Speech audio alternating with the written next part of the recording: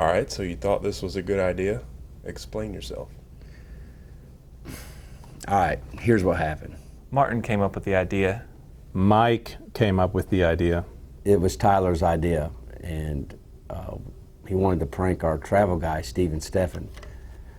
It just happened to be Montreal race week, so I texted our transporter driver who was en route to Montreal, and you know, it was kind of just to get the plan in motion, you know, kind of set the scene. I just got a text from Mike asking me to send Steven a text about not being able to get the trucks into Canada, and we were missing a form.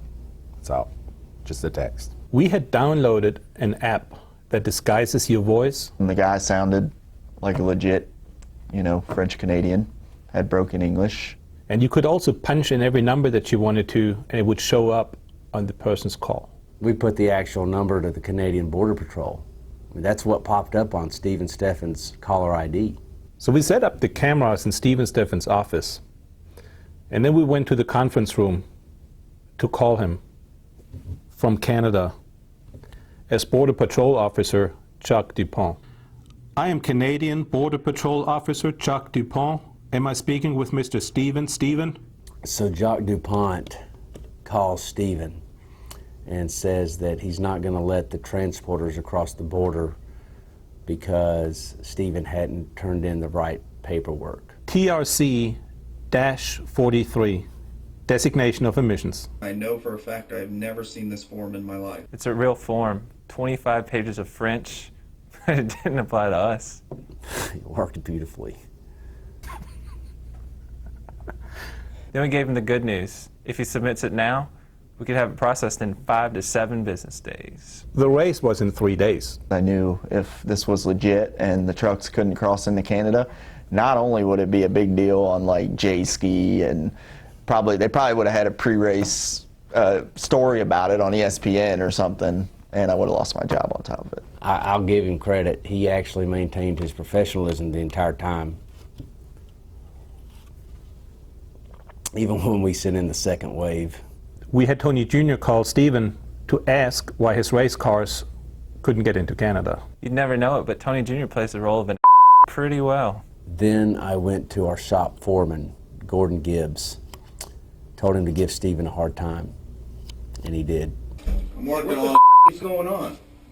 Canada says they need this form, and he's missing the form. He had me out. Come on, Matt. I thought to myself, if Steven's world is crashing around him, what would be the most annoying thing that could possibly happen right now? Accountant department. I needed a rental car receipt for a race. He hadn't got them to me yet, and I needed it, so just to add pressure. I'm missing a lot of receipts from Avis. It was funny. After about half an hour, we decided he had had enough, so we let him in on the prank. I was mad, but at the same time I was relieved that I was going to get to keep my job and the trucks made it across the border. I don't understand. What was the big deal? Well, obviously, I didn't know it was a prank, so my first call was to NASCAR. He called NASCAR. He called NASCAR. And NASCAR called Canada. And then Canada called its customs supervisor. And the supervisor contacted the agents at the border. It got worse. I was contacted by NASCAR about why the JRM 360 team would be pulling pranks at the Canadian border. I was not happy. She was mad. She was furious. I didn't go in there. I wasn't taking that butt chewing. I let Mike and Martin do it. I was sitting on an airplane. I was going to a funeral in Pennsylvania, and Kelly started blowing up my phone, sending me emails and saying, "What's wrong with your JRM 360 team? They aggravated NASCAR." Here was our dilemma. We had this really good prank on video when we had it. It was gold. But when we asked Kelly if we could actually use it, she said no. She's right. So now we're taking it to a whole new level. We're going to send her some flowers. We'll see if it works. It might.